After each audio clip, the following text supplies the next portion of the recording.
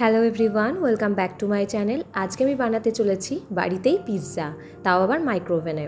প্রথমেই আমি এখানে টমেটো, ক্যাপসিকাম আর পেঁয়াজ কেটে নিয়েছি, আর তারপর কেটে নিয়েছি পনিরগুলোকে পিস পিস করে।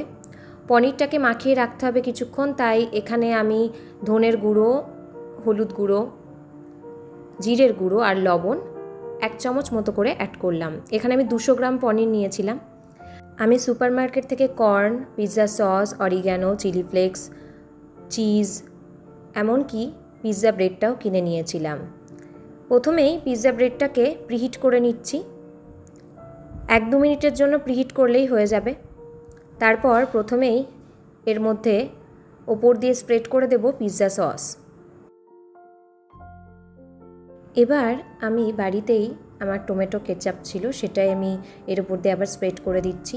তারপর মোজারেলা চিজটা যেটা ছিল কিনে এনেছিলাম, সেটাও আমি এখানে গ্রেট করে দিয়ে দিচ্ছি, যতটা পরিমাণে আমার লাগবে ততটাই।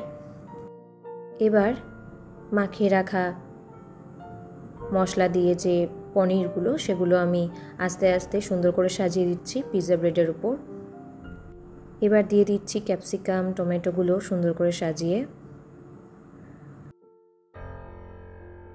তারপর কর্ন দিয়ে দিচ্ছি। আপনারা চাইলে অনেক কিছু এর মধ্যে থেকে স্কিপ করতে পারেন, তবে এগুলো দিলে খেতে আরও বেশি ভালো লাগে। সমস্ত কিছু সাজানো হয়ে গেলে আবার আমি চিজটাকে গ্রেট করে ওপর দিয়ে দেব। আর এরপর একদম শেষে দেব অরিগ্যানো আর চিলি ফ্লেক্স অল্প করে ছিটিয়ে। আমাদের পিৎজা সেট হয়ে গেছে মাইক্রোওভেনে দেওয়ার জন্য। আগে থেকে প্রিহিট করা ছিল, তারপরে আমি এখানে 2 মিনিটের জন্য সেট করে নিলাম, আর তারপরেই পিৎজা রেডি। এত সহজে বাড়িতে যদি পিৎজা বানানো যায়, তাহলে রাস্তা থেকে অথবা দোকান থেকে কিনে খাওয়ার কোনো প্রশ্নই ওঠে না আমার মনে হয়। বাড়িতে টাটকা টাটকা পিৎজা একদম 2 মিনিটে রেডি। তবে পিৎজা ব্রেডটা যদি বাড়িতে বানিয়ে নেওয়া যায় তাহলে আরও ভালো হয়। আপনারা সেটাও করতে পারেন। পরবর্তী কোনো ভিডিওতে পিৎজা ব্রেড বানানোর প্রসেসটা আমি আপনাদের সাথে শেয়ার করব। আর এর সাথে শেয়ার করব কিভাবে মাইক্রোওভেন ছাড়া বাড়িতে পিৎজা বানাবেন। আজকে এখানেই শেষ করছি। আশা করছি আমার আজকের ভিডিও আপনাদের সকলের ভালো লেগেছে। সকলে ভালো থাকুন। টাটা।